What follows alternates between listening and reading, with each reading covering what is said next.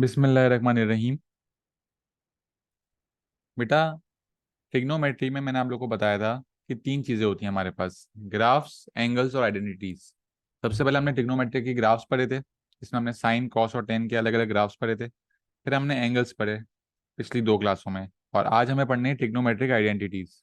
अच्छा, अब trigonometric identities पढ़ने से पहले मुझे आप लोगों को कुछ बेसिक बातें बतानी है। वो क्या है मेरे पास कि ट्रिग्नोमेट्री जो है वो आप लोगों को पता है राइट एंगल ट्राइंगल में लग रही होती है।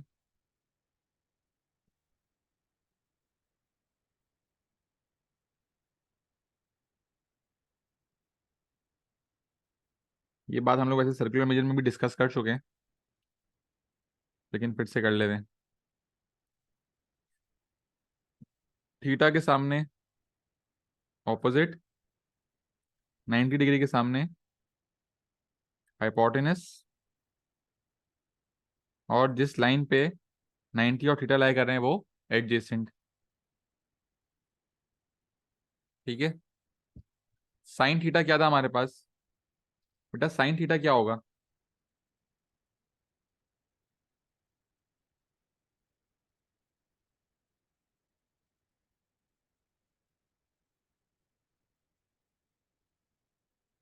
जिसमें आप बेस बोलो एडजेसेंट बोलो एक ही बात है। हम लोग ऑपोजिट और एडजेसेंट से याद रखते हैं कि एंगल के सामने वाला ऑपोजिट, और जिस लाइन पे एंगल और थीटा लाई कर रहे हैं वो एडजेसेंट है। साइन थीटा क्या होता है? Opposite upon hypotenuse. हम लोगों ने ओ लेवल्स में पढ़ा था ये। कॉस थीटा क्या होता है? Adjacent upon hypotenuse. और टेन थीटा क्या होता है बेटा? टेन थीटा होता है ऑपोजिट अपॉन एडजेसेंट। इसको हम याद किस तरह रखते हैं? सो काट हुआ। बच्चों मेरे साथ बोलो, सो का टुआ। क्या मतलब हो गया कि जब भी साइन की बात हो रही होगी तो ऑपोजिट और हाइपोटेनस आएगा, जब भी कॉस की बात हो रही होगी एडजेसेंट और हाइपोटेनस, और जब भी टेन की बात होगी ऑपोजिट और एडजेसेंट। ठीक है।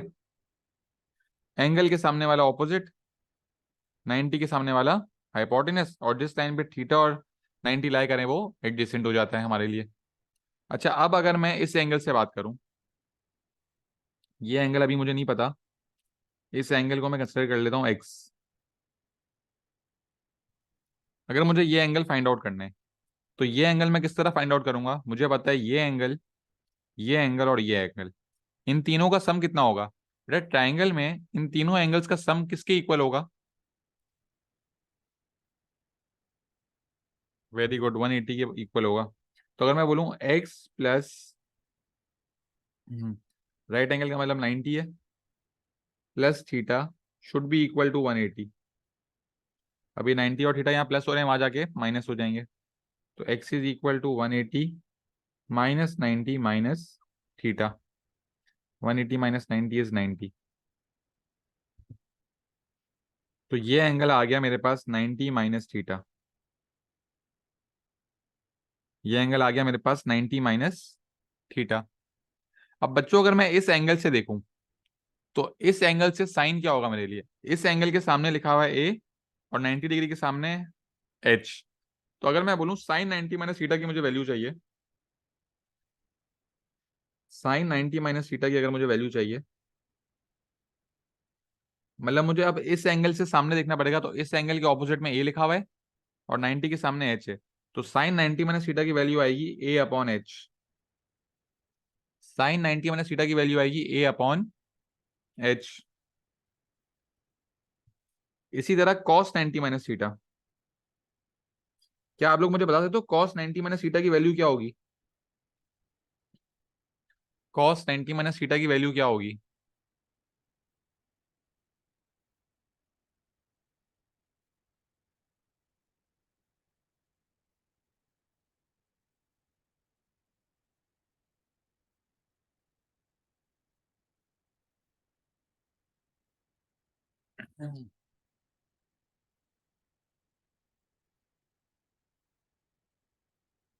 जब मैं इस एंगल से देख रहा हूं अब, तो यहां से एडजेसेंट क्या होगा?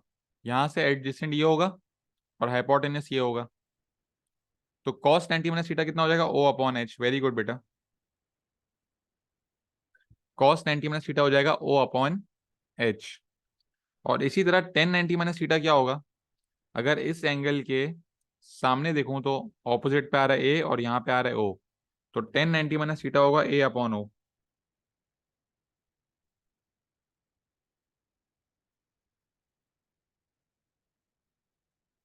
तो अगर मैं आसान तरीके से समझाऊं कि ये मैंने ग्रीन से करा हुआ है, अब क्योंकि मैं 90 माइनस थीटा की बात कर रहा था, तो अब यहाँ पे सामने मेरे पास क्या होगा, इसके सामने मेरे पास यहाँ ओ होगा,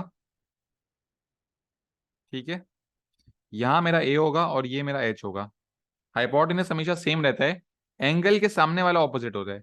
तो जब ये वाला थीटा था तो इसके सामने मेरे लिए ऑपोजिट ये था, जब ये वाला एंगल होगा तो इसके सामने मेरे पास ऑपोजिट ये होगा। तो मेरे ये आंसर्स है, ठीक है। तो ये मैं मिटा देता हूँ।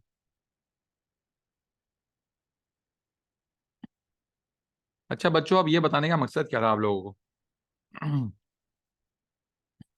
ये बताने का मकसद ये है कि आप देखो साइन थीटा की वैल्यू आ रही है O upon H, cos 90 minus theta की वैल्यू आ रही है O upon H, sine 90 minus theta की वैल्यू आ रही है A upon H, cos theta की भी वैल्यू आ रही है A upon H.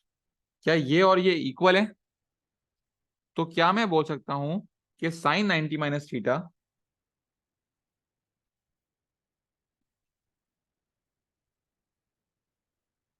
Is equal to cos theta? Sine 90 minus theta is equal to cos theta.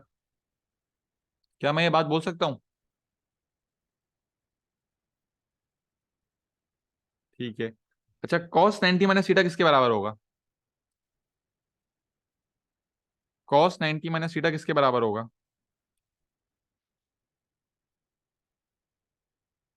Cos 90 minus theta है ओ अपॉन एच, और साइन थीटा भी आया ओ अपॉन एच, तो कॉस 90 माइनस थीटा होगा sine theta के बराबर। Cos 90 minus theta होगा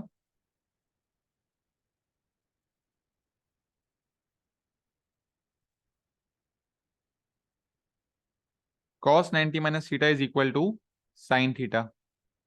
और इसी तरह 1090 माइनस थीटा है ए अपॉन ओ, लेकिन यहाँ पे लिखा हुआ है ओ अपॉन ए, रेसिप्रोकेट हुआ हुआ है, तो हम बोलेंगे 1090 minus theta will be equal to 1/10 theta, क्योंकि डिनोमिनेटर और न्यूमरेटर ऊपर नीचे हैं तो हमें 1 से डिवाइड करना पड़ जाएगा। तो 1090 माइनस थीटा किसके बराबर आ जाएगा?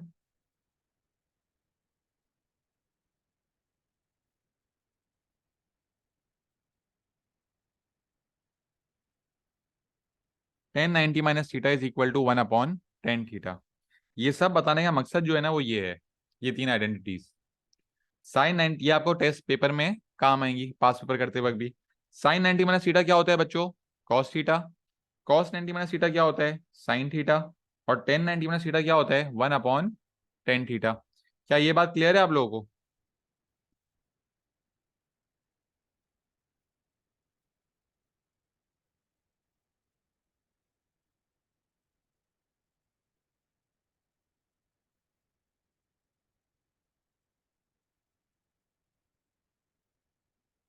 ठीक है।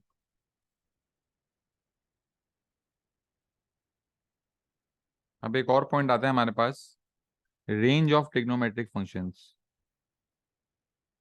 रेंज ऑफ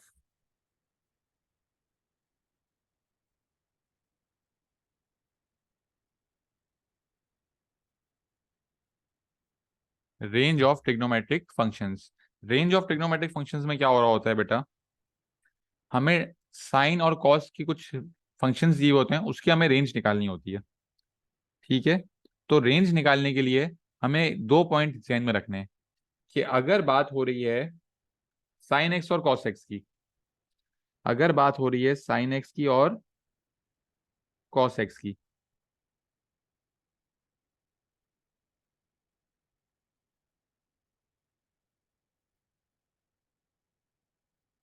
अगर साइन एक्स और कॉस एक्स की बात हो रही है तो हमें एक दफा यूज करना होगा वन, एक दफा हम वन यूज करेंगे और एक दफा हम -1 यूज करेंगे। साइन एक्स और कॉस एक्स की बात हो रही होगी तो हम वन और -1 यूज करेंगे, ठीक है। और अगर साइन स्क्वायर एक्स और कॉस स्क्वायर एक्स की बात हो रही हो,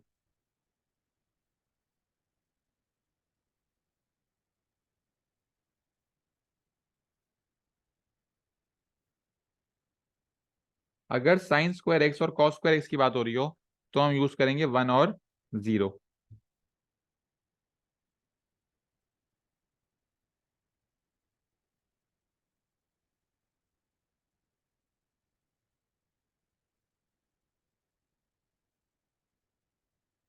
सर्कल नहीं बनाता।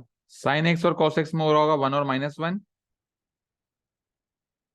और साइन स्क्वायर एक्स और कॉस स्क्वायर एक्स में हो रहा होगा 1 और 0।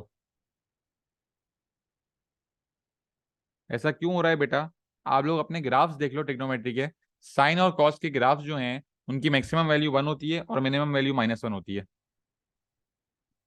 और साइन स्क्वायर और कॉस स्क्वायर के हमारे पास ग्राफ नहीं आते हैं, लेकिन उनकी मैक्सिमम वैल्यू 1 होती है और मिनिमम वैल्यू 0 होती है। इस वजह से जब भी साइन और कॉस की बात आएगी तो हम 1 और -1 डाल रहे होंगे, और जब भी साइन स्क्वायर और कॉस स्क्वायर की बात आएगी तो 1 और 0 डाल रहे होंगे। ये बात क्लियर है? अब इसके सवाल किस तरह आते हैं, एक सवाल देखो समझ आएगा। F of x is equal to 3 sin x + 4। इसकी आपसे रेंज मांगी है 3 sin x + 4 की। तो रेंज किस तरह आती है बच्चों? रेंज निकालने के लिए साइन एक्स की जगह एक दफा हम लोग 1 डाल देंगे और एक दफा -1 डाल देंगे। तो 3 एक दफा 1 आ गया और एक दफा -1 आ गया। 3 × 1 = 3 + 4 = 7। 3 × -1 = -3, -3 + 4 = 1। सर कॉस तो बेटा ये कॉस की वैल्यू नहीं है। साइन हो या फिर कॉस हो, इन दोनों में से कोई भी हो, 1 और -1 ही आएगा। ऐसा नहीं है कि साइन के साथ 1 आ रहा है और कॉस के साथ -1 आ रहा है। इसका मतलब है साइन हो या फिर कॉस हो, 1 और -1 ही आ रहा होगा। ठीक है। यहाँ पे लिखा हुआ है 3 sin x + 4, और रेंज बतानी है। तो रेंज बताने के लिए हमें साइन एक्स की जगह क्या करना पड़ेगा, एक दफा 1 और एक दफा -1 डालना होगा। नहीं, क्वेश्चन में आपको मेंशन होगा। एक सेकंड, मैंने लिखा नहीं, मैं लिख देता हूँ।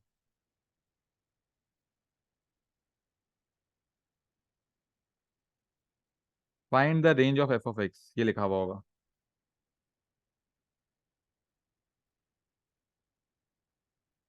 इस तरह।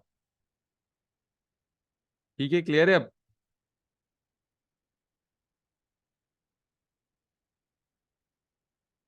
अच्छा, एक और सवाल देखो, अगर लिखा हुआ हो। अच्छा अब हमारे आंसर आ गए। इनको हम लिखेंगे किस तरह बेटा? f(x) आएगा बीच में, बड़ी वैल्यू आती है आगे और छोटी वैल्यू आती है पीछे। ये आपकी रेंज बन गई। ठीक है, एक और सवाल देखते हैं।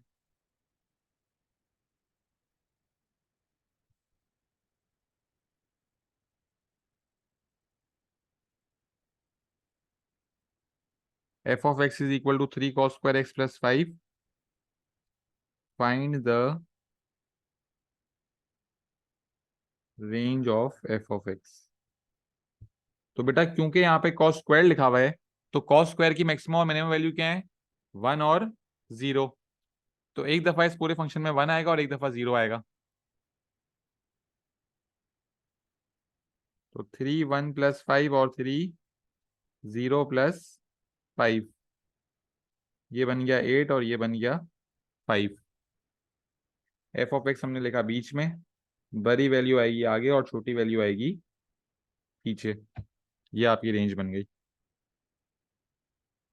बेटा अब आप लोग मुझे बता दो, कोई मसला है इस चीज में? जब भी रेंज आएगी, साइन कॉस लिखा हुआ है 1 और -1 डालेंगे, साइन स्क्वायर कॉस स्क्वायर लिखा है 1 और 0 डालेंगे। क्लियर है? तो मैं आगे बढ़ूं।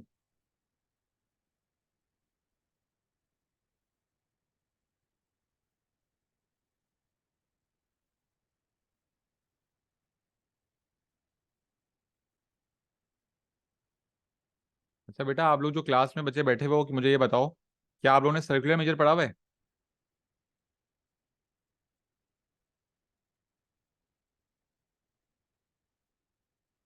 ठीक है।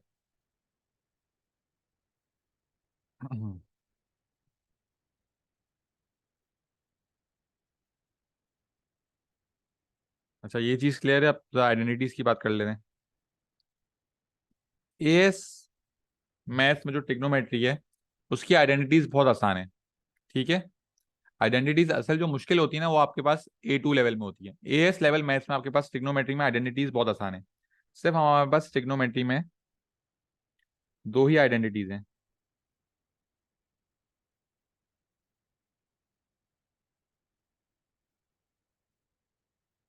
ट्रिग्नोमेट्रिक आइडेंटिटीज, हमारे पास दो आइडेंटिटीज हैं जो हमें फॉर्मूला शीट जो हमें मिलती है पेपर में MF19 जिसको हम बोलते हैं उसमें गिवन भी होती हैं, तो ये हमें याद नहीं करनी। हमारे पास आइडेंटिटीज कौन सी गिवन होंगी बेटा? पहली आइडेंटिटी हमारे पास है tan theta is equal to sine theta divided by cos theta. पहली आइडेंटिटी क्या आ गई हमारे पास? Tan theta is equal to sine theta divided by cos theta. और दूसरी आइडेंटिटी क्या है हमारे पास? Sine square theta plus cos square theta is equal to one. बच्चों हमारे पास दो आइडेंटिटीज क्या है? पहली आइडेंटिटी है tan theta is equal to sine theta upon cos theta, और दूसरी आइडेंटिटी है sine square theta plus cos square theta is equal to one.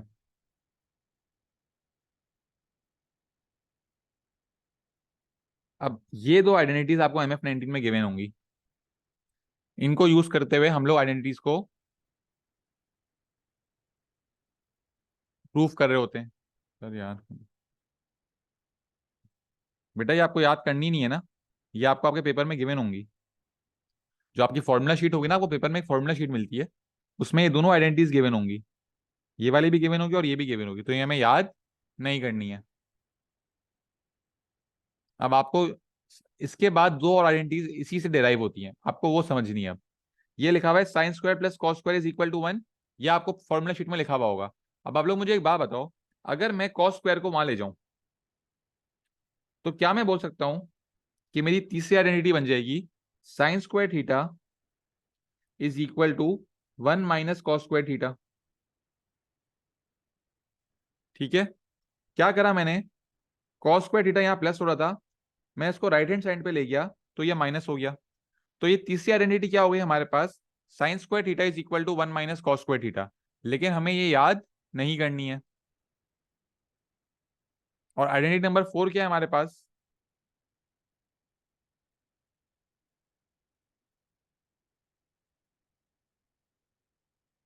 अगर हम लोग कॉस स्क्वायर को यहीं रहने दें और साइन स्क्वायर को दूसरी तरफ ले जाएं, तो cos square theta is equal to one minus sine square theta. ये हो गई हमारे पास चार identities. Tan theta is equal to sine theta upon cos theta, sine square theta plus cos square theta is equal to one, sine square is equal to one minus cos square, और cos square is equal to one minus sine square. Clear है बच्चों ये बात?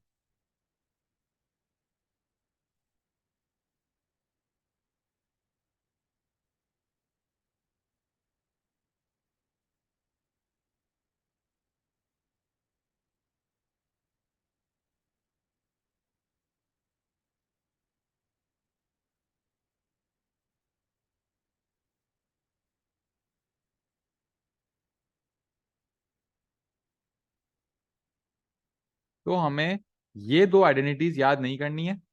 ठीक है, ये दो भी याद नहीं करनी है, बस हमें क्या याद रखना है, ये इन्हीं से डिराइव हो रही है। कॉस स्क्वायर को वहां ले गया तो sine square is equal to one minus cos square, और जब साइन स्क्वायर को वहां ले जाऊंगा तो cos square is equal to one minus sine square. ठीक है बेटा। अब सवाल किस तरह का आ सकता है हमारे पास? एक सवाल देख लेते हैं। बेटा 2 मिनट रुक जाए, पेंसिल की चार्ज खत्म हो गई है।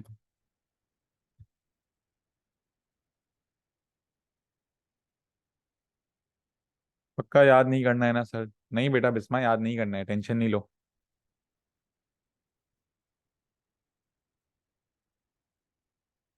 हम्म। कादर बेटा इतना लेट आ रहे हो यार क्लास में आप? वैसे ही क्लास लेट शुरू हुई और आप और लेट आ रहे हो।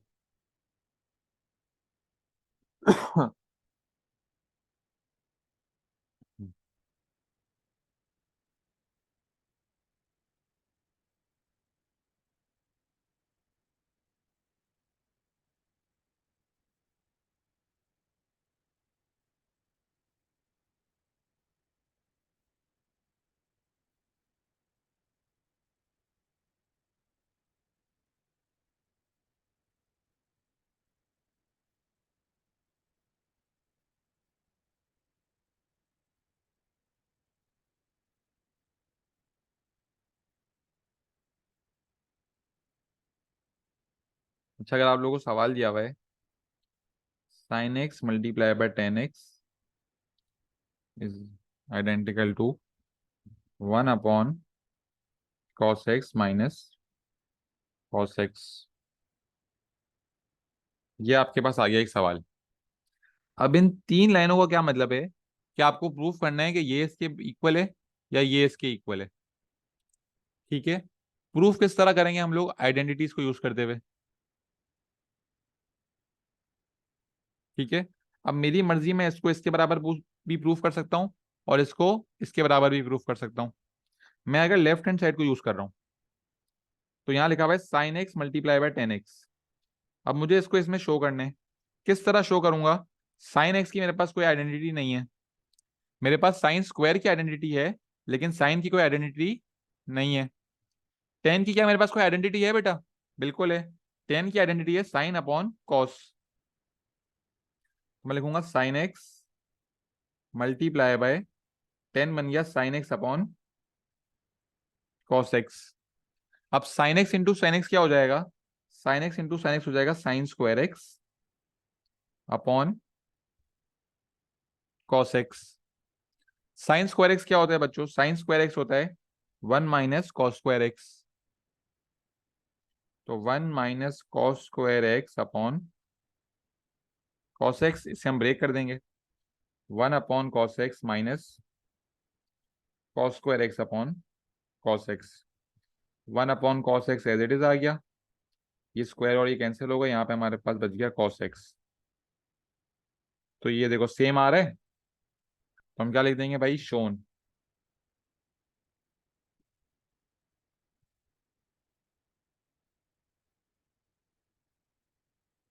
बेटा सेकंड आइडेंटिटी कब लगी, जब sine square plus cos square one होगा ना, यहाँ पे कॉस स्क्वायर तो है ही नहीं।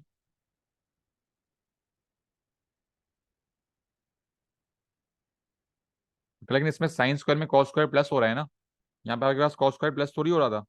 अगर यहाँ पे sign square plus cos square लिखा हो तो हम इसको वन लिख देते ना, लेकिन कॉस स्क्वायर तो था ही नहीं यहाँ पे। तो साइन स्क्वायर की आइडेंटिटी क्या है हमारे पास, वन माइनस कॉस स्क्वायर, हमने ये यूज कर ली। क्लियर है बच्चों ये।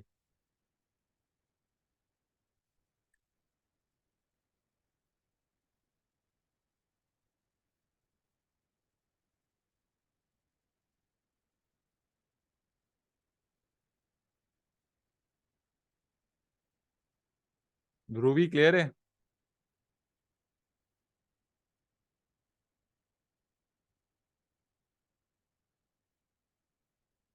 बेटा कौन सा स्टेप रिपीट करना है,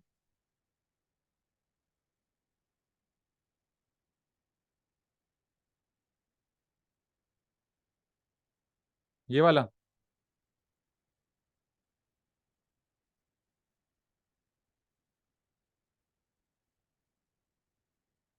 ये वाला।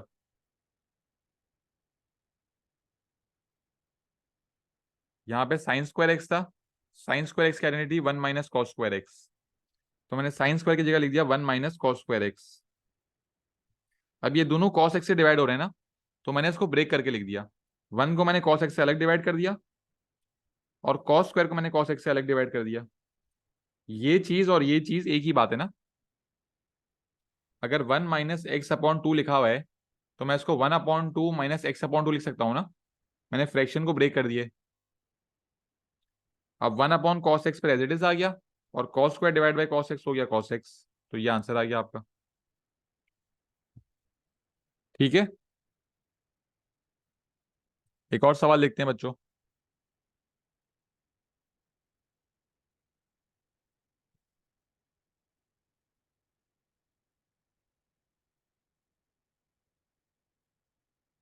Ten x multiply by one minus sine square x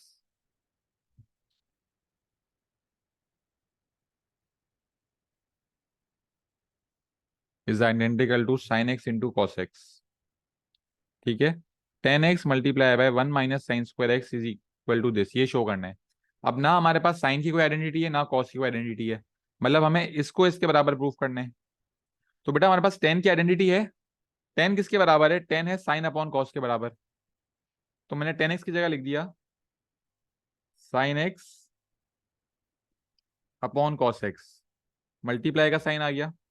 अब यहां पे लिखा हुआ है 1 - sin²x। तो 1 - sin² किसके बराबर है?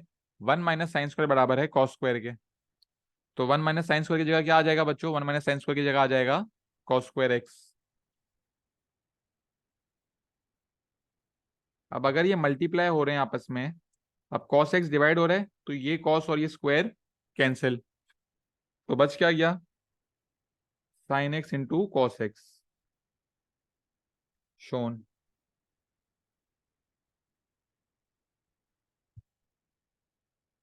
क्लियर है बेटा? बेटा अगर x² अपॉन x होगा तो ये स्क्वायर और ये x कटेंगे ना, x बचेगा।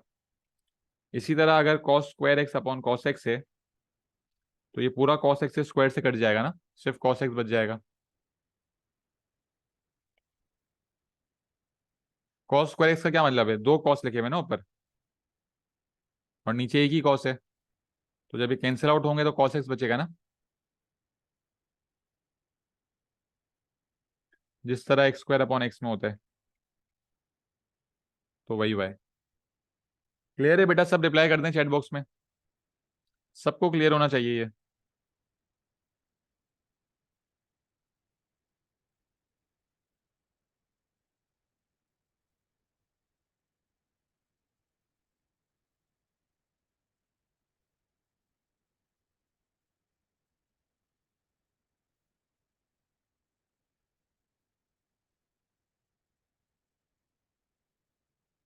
अच्छा, अब आप लोगों को एक और एग्जांपल करवानी है मुझे। अगर एंगल्स का सवाल आ जाए, एंगल्स हमने पढ़ लिए थे लास्ट क्लास में।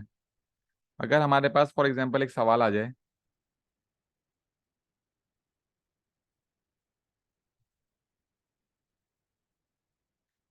cos 2x is equal to 0.5, और रेंज दी हुई है अब 0 से लेकर, एक्स ही लिखते थीटा लिख देते हैं, रेंज दी हुई है 0 से लेकर थीटा 2 पाई तक, ये रेंज दी हुई है। अगर पास्ट पेपर का सवाल आ जाए और ये रेंज हो जाए, बेटा आप लोगों को पता है 2 पाई का मतलब भी 360 होता है, लेकिन क्योंकि यहाँ पे रेंज रेडियन मोड में दी हुई है, तो हमें सवाल को कौन से मोड में सॉल्व करना होगा बच्चों? रेडियन मोड में करना होगा। तो अब जब कॉस वहां जाके इनवर्स होगा, तो 2 theta will be equal to cos inverse 0.5। अब कॉस इनवर्स 0.5 कैलकुलेटर में डालने से पहले आपको अपना मोड चेंज करना पड़ेगा। अब आप इसको किस मोड में सॉल्व करोगे बेटा? रेडियन मोड में करोगे। तो सब बेटा अपने कैलकुलेटर को रेडियन मोड में कन्वर्ट करो, और फिर कॉस इनवर्स 0.5 डालो, और बताओ क्या आंसर आ रहा है।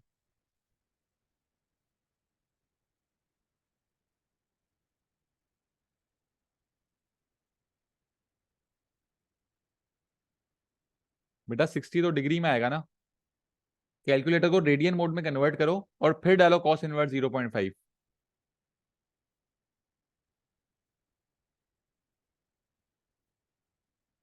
1/3 पाई, एग्जैक्ट वैल्यू क्या होगी? 1/3 पाई।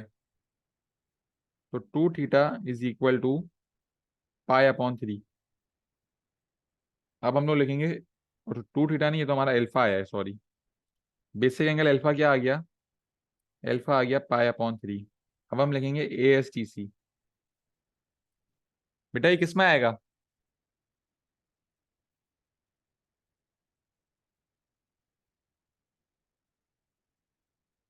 कॉस पॉजिटिव है, तो ए और सी में आएगा, first and fourth. Very good. अब 2 थीटा इज इक्वल टू, ए में तो ये पाई/3 हो जाएगा। अब सी में होता था 360 - थीटा। क्योंकि हम लोग सवाल रेडियन मोड में सॉल्व कर रहे हैं, तो 360 की जगह मैं क्या ले लूंगा? 2 पाई ले लूंगा। तो 2 पाई माइनस पाई/3 कितना आ रहा है? 2 पाई माइनस पाई/3।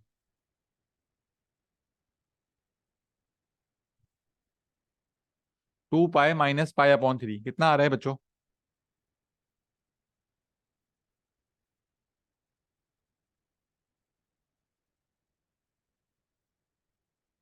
2 पाई माइनस पाई/3, 5/3 पाई।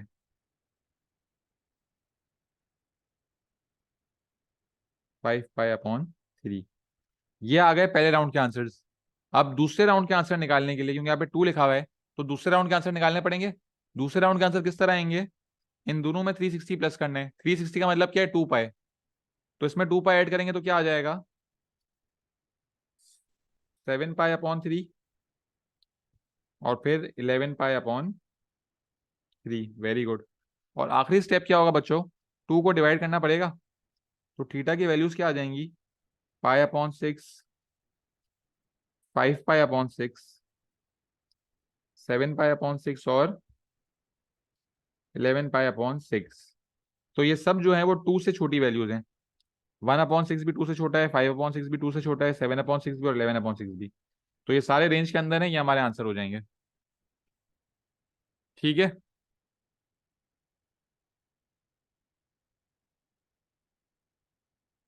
सही आंसर। बेटा अल्फा आया था ना पाई अपॉन 3, कैलकुलेटर में डाला था तो।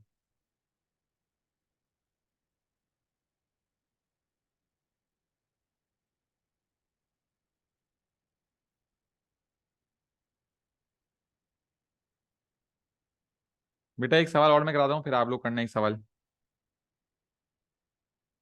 tan 2 थीटा = 2 और रेंज है 0 से लेकर पाई तक।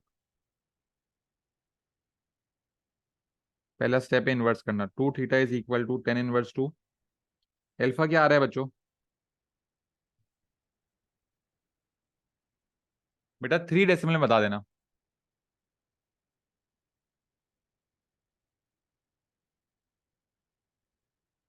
1.11 भी सही है, चलो 1.11। बेटा ASTC में कहाँ आएगा,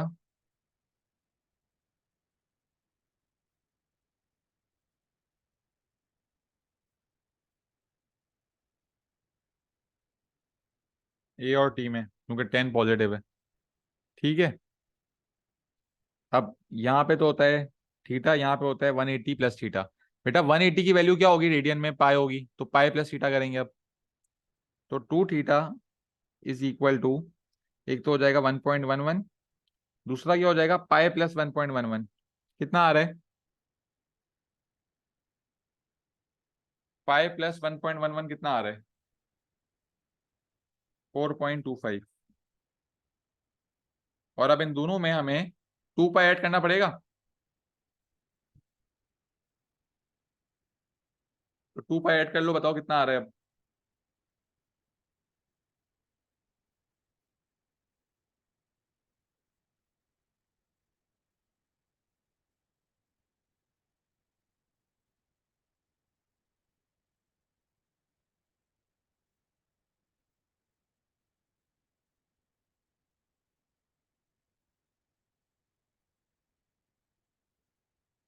वन पॉइंट वन वन में जब 2 पाई ऐड करेंगे तो क्या आएगा,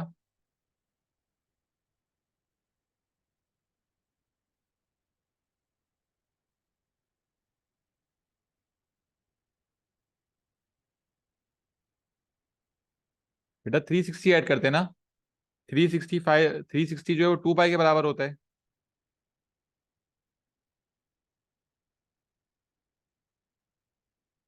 तो 7.39 आ गया और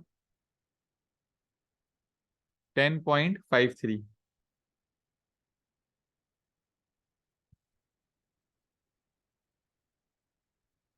इसमें आपके कैलकुलेटर में आंसर सही नहीं आ रही क्या,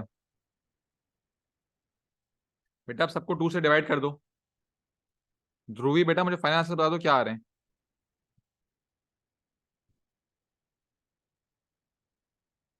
बेटा आप देखो इसमें आपके कैलकुलेटर के ऊपर डी लिखा हुआ है या आर लिखा हुआ है, कैलकुलेटर की जो स्क्रीन है उस पे यहाँ पे डी लिखा हुआ है या आर लिखा हुआ है।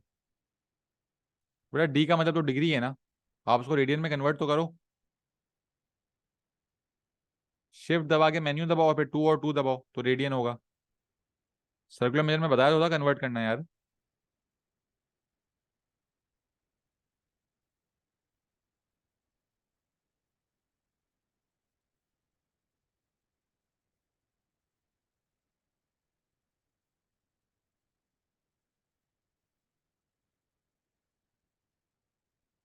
बेटा फाइनल आंसर बता दें। 0.56, 2.13, 3.7 0 और 5.27। अच्छा, अब मुझे चेक करना है कि इनमें से रेंज में कौन कौन से नजर आ रहे हैं। तो बेटा पाई की वैल्यू क्या होती है? पाई की वैल्यू कैलकुलेटर में डालो, 3.142 आ रही होगी। तो 3.142 से जो छोटे आंसर्स हैं वो हमें लेने हैं, और बड़े आंसर जो हैं वो इग्नोर हो जाएंगे। तो इन दोनों को हम कर देंगे क्रॉस, और फाइनल आंसर क्या लिख देंगे? थीटा इज इक्वल टू 0.56 और 2.13। एंड में बेटा आंसर भी चेक करने हैं, जो रेंज के बाहर जा रहे हैं उन्हें इग्नोर कर देंगे। ठीक है, ये दो सवाल क्लियर है बेटा सबको? तो मैं आप लोगों को एक सवाल दूं करने के लिए। बिस्मा सेटिंग सही हो गई कैलकुलेटर की?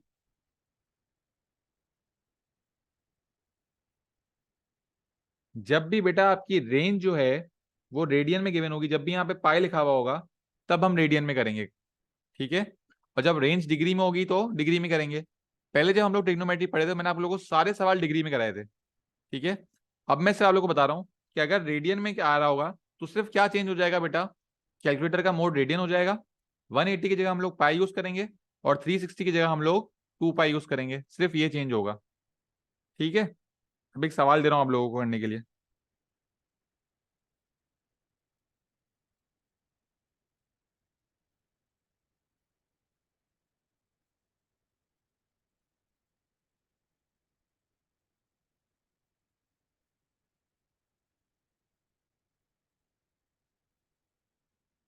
Sign 3 theta is equal to -0.9, range है 0 से लेकर 3/2 पाई।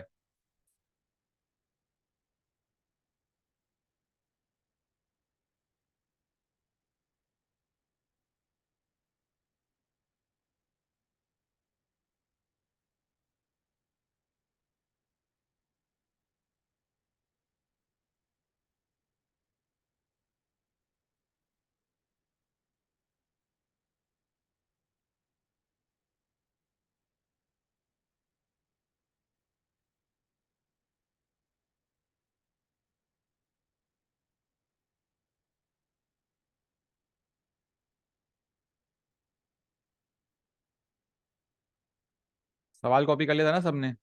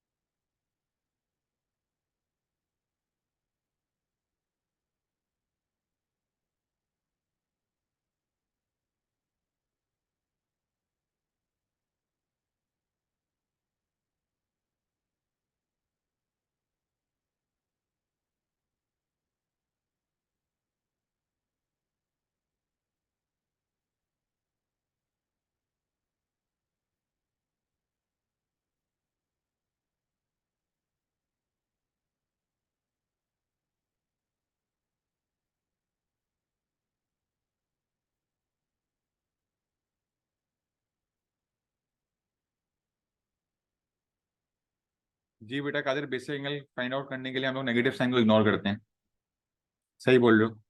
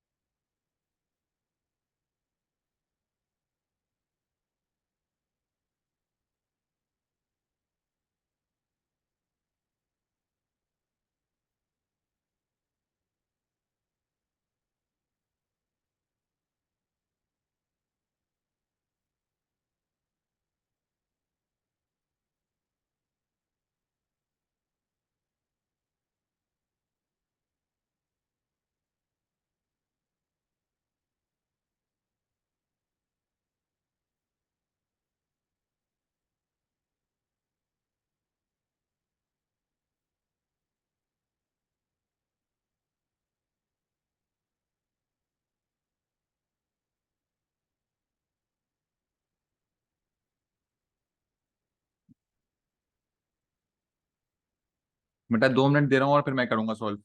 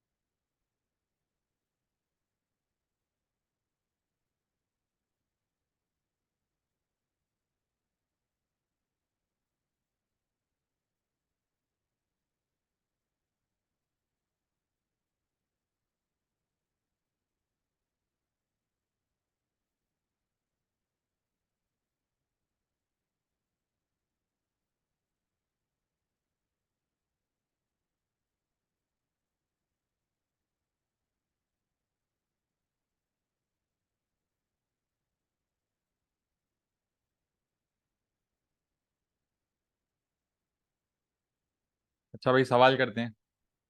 क्योंकि रेंज रेडियन में है तो रेडियन मोड होगा। इन्वर्स करेंगे। इन्वर्स करते वक्त नेगेटिव साइन इग्नोर हो जाती है, तो साइन इनवर्स 0.9। अल्फा क्या आ रहा है?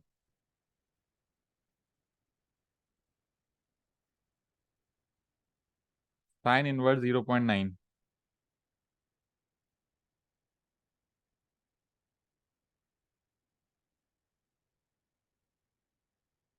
1.12। ASTC लिखा भाई। किस में आएगा बच्चों? कौन से कोऑर्डिनेट्स में आ रहा होगा?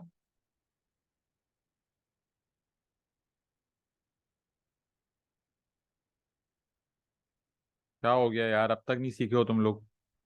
नेगेटिव है मतलब साइन नेगेटिव कहाँ होगा? थर्ड और फोर्थ में होगा ना बेटा कादिर। साइन नेगेटिव होगा टी और सी में। तो हम लोग लेंगे 180 प्लस थीटा का मतलब पाई प्लस थीटा, और 2 पाई माइनस थीटा, कोई बात नहीं। तो 3 थीटा इज इक्वल टू, बेटा पाई प्लस 1.12 कितना होता है?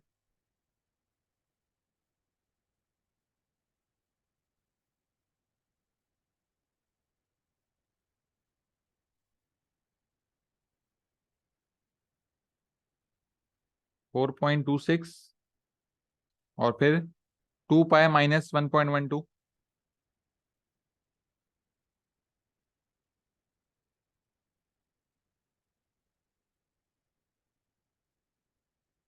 5.16। पहले राउंड के आंसर आ गए।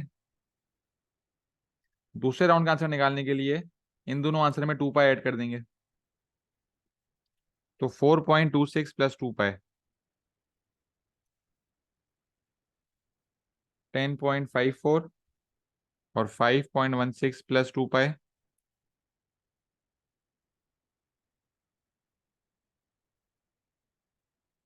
11.44।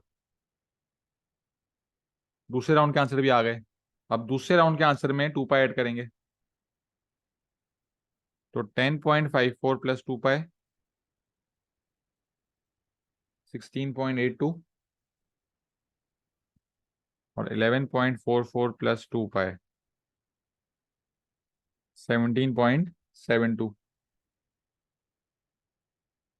तीनों राउंड के आंसर आ गए। अब 3 से डिवाइड कर देंगे। तो थीटा इज इक्वल टू 1.42, 1.72,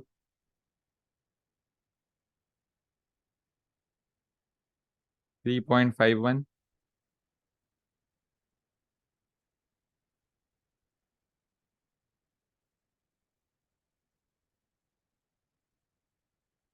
3.81,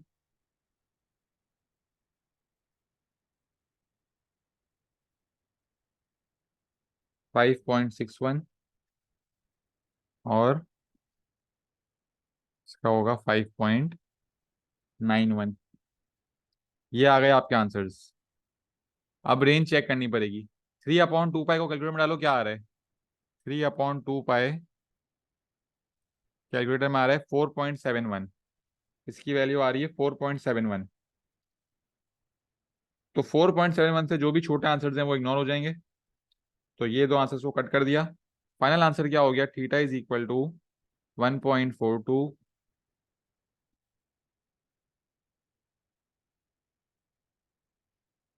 यहाँ पे हो गया ये खत्म सवाल।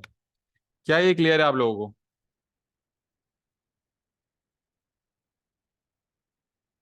क्या ये सबको क्लियर है?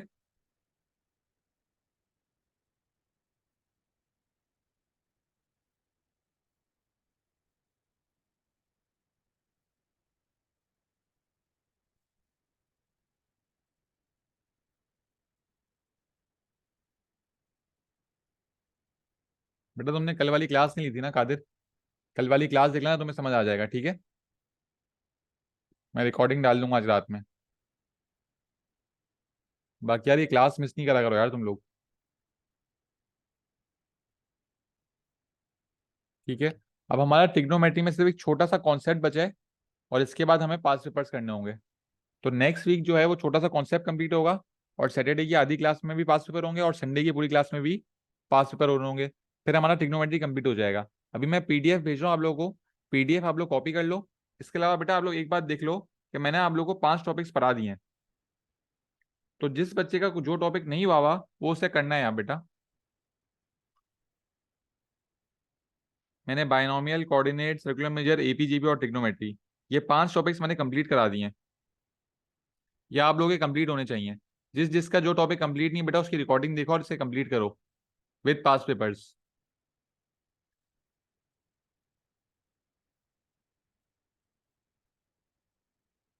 सर आपके पास नोट्स हैं बेटा, किसके नोट्स मांग रही हो बिस्मा?